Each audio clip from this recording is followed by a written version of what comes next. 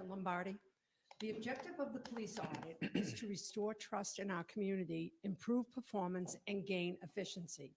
The investigations into the murders of John O'Keefe, Boston police officer, and Sandra Birchmore caused significant damage to the credibility of our police force.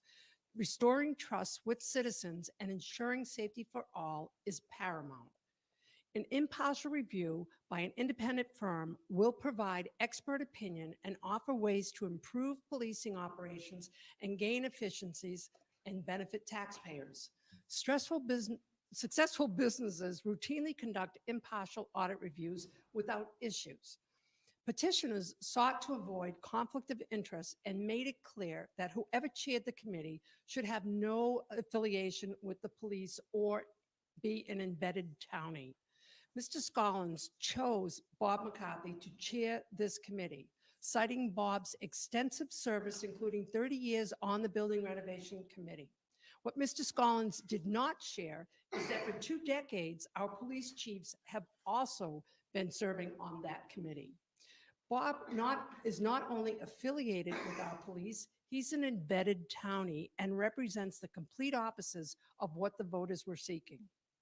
At special town meeting, Bob publicly blasted the Finance Committee for rewriting the article beyond its original scope and for making a bad situation worse.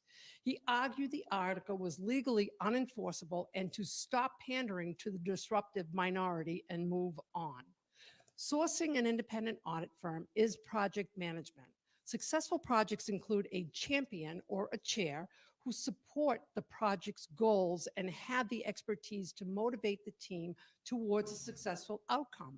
Successful business leaders would never appoint an angry, disgruntled person with strong opposition to lead or participate in any improvement initiative.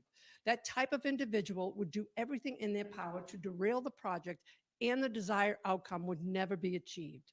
For 2 months, Kathleen and I reached out to Mr. Scollins for an update on the 2/1 start date and informed him that we would be representing the petitioners.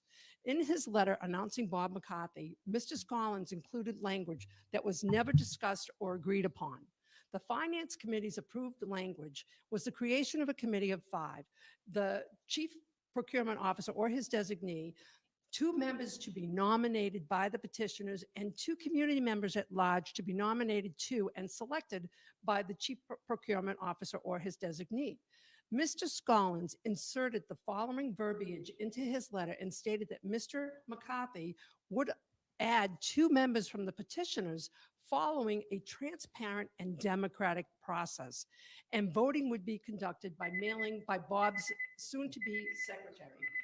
Electing petitioners, I'm going to ask you to let me finish. Thank you, Mr. Theodore. Electing petitioners was never discussed or approved. Furthermore, in Canton's elections, he has allowed me to continue, so I'm asking you to please be polite. Thank you. Electing petitioners was never discussed or approved. Furthermore, Canton elections are not run by secretaries. I have spent 30 years in the corporate leadership, spearheading process improvement initiatives, delivering record results.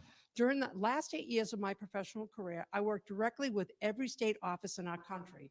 It's time to adopt the best practices that work so well in the private sector and stop this good old boy form of management. The voters have spoken. Honor their wishes and appoint a champion who will help advance the cause and not sabotage it. And lastly, for the viewers at home, Mr. Scollins was the gentleman in the Finance Committee who sat here. And I just want you to know, Mr. Albert, it did not go unnoticed, the kudos that you gave to Mr. Okay, Collins. okay. I gave you time now. Okay, thank you.